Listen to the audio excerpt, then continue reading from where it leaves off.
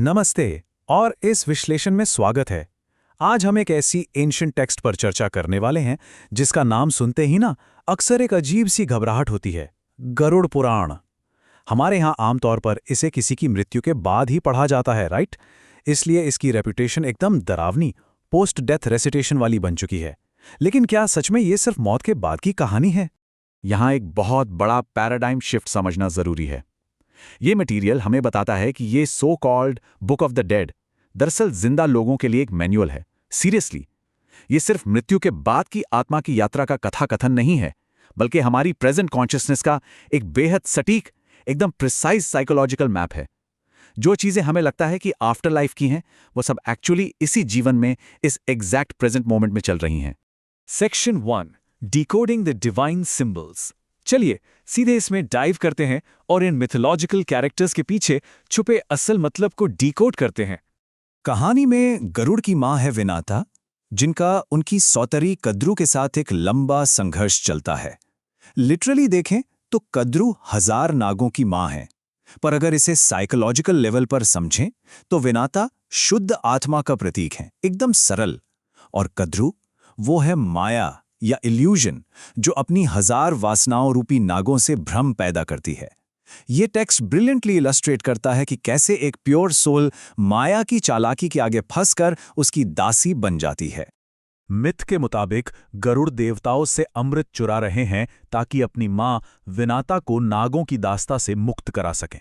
अब ध्यान दीजिए, गरुड़ यहां जागृत प्राणा शक्ति को रिप्रेजेंट करते हैं और ये पूरी कहानी मोक्ष यानी लिबरेशन की तलाश को दर्शाती है।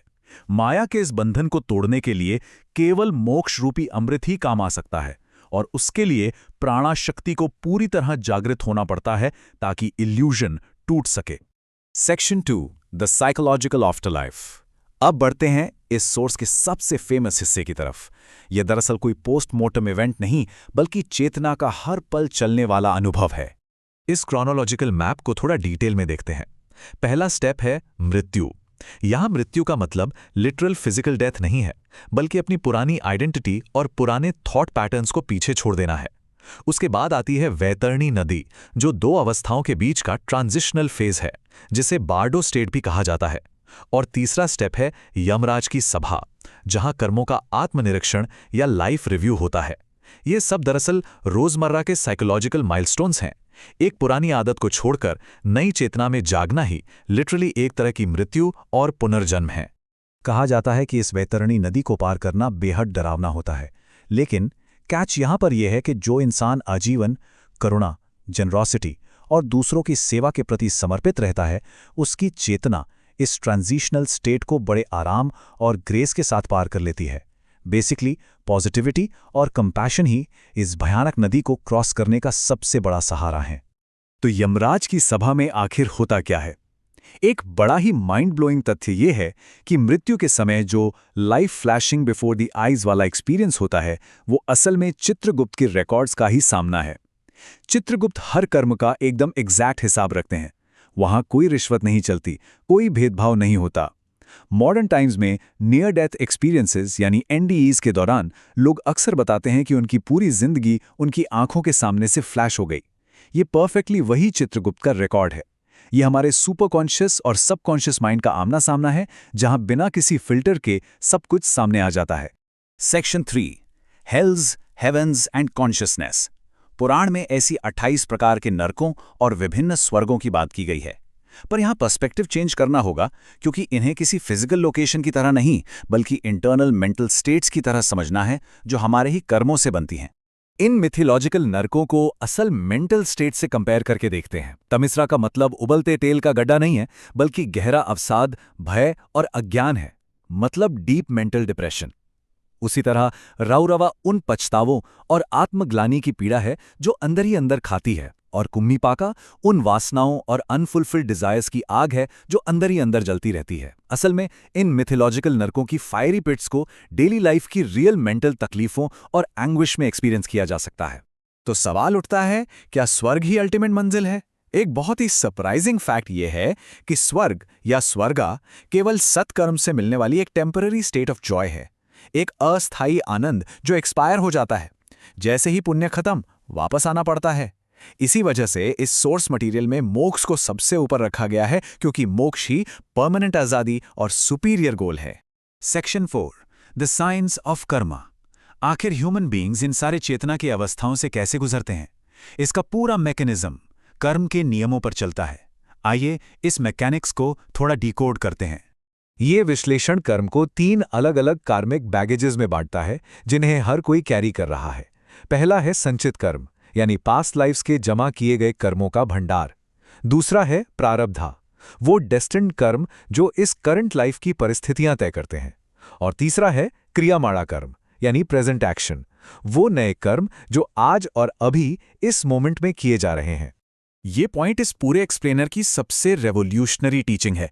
ये क्लियर करता है कि क्रियामाना कर्म ही एकमात्र ऐसा कर्म है जो कंप्लीटली ह्यूमन कंट्रोल में है। डेस्टिनी या भविष्य को बदलने की अल्टीमेट पावर दरअसल पूरी तरह से प्रेजेंट एक्शन में ही मौजूद है। नंबर 1, एक प्रेजेंट एक्शन। यही वो एक शक्ति है जो सच में एम्पावर करती है। इसका सीधा सा मतलब है कि ज्ञान और निष्काम कर्म के जरिए बिना फल की इच्छा के किए गए डिजायरलेस एक्शन से इस एक सिंगल मोमेंट में पुराने सारे एक्यूमुलेटेड बर्डन को जलाकर भस्म किया जा सकता है। It's totally possible. Section 5, pathways to ultimate freedom. तो अब सबसे बड़ा सवाल, उस परमानेंट स्टेट यानी अल्टीमेट फ्रीडम और मोक्ष तक कैसे पहुंचें?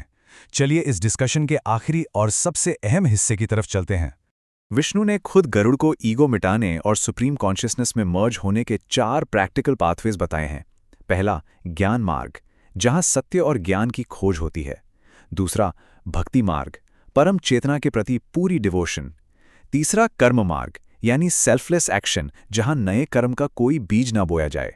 और चौथा है राजयोगा, जिसमें ध्यान और मेडिटेशन का डायरेक्ट अभ्यास शामिल है। इन सब अप्रोचेस के बीच एक और बेहद स्पेसिफिक टेक्निक पर जोर दिया गया है, नामा जपा, यानी द वाइब्रेशनल रीसेट। किसी डिवाइन नाम का जाप करना केवल एक परंपरा नहीं है, इसे एक ऐसी पावरफुल टेक्निक बताया गया है जो मेंटल फ्रीक्वेंसी को इग्नोरेंस के अंधेरे से निकालकर ठीक लिबरेशन की ओर शिफ्ट कर देती है, एकदम किसी फ्रीक्वेंसी रीसेट की तरह। तो इस विश्लेषण के एंड में एक बहुत ही थॉट प्रोवोकिंग सवाल पीछे छूट जाता है। इन सारी साइकोलॉजिकल स्टेट्स का मैप देखने के बाद इस वक्त, आज, इस प्रेजेंट रियलिटी में किस स्टेट ऑफ कॉन्शियसनेस में रहा जा रहा है? क्या ईगो के हेल में फंसे हैं, किसी टेम्पररी हेवन में एंजॉय कर रहे हैं, या फिर उस अल्टीमेट मोक्ष की तरफ कदम बढ़ा रहे हैं? मैप अब पूरी तरह से खुल चुका है। इस पर थोड़ा सा विचार जरूर बनता है। इस एक्सप्लेनर के साथ जुड़े रहने के लिए शुक्रिया। उम्मीद है इस टेक्स्ट के पीछे की असल साइंस को समझने में मजा आया होगा।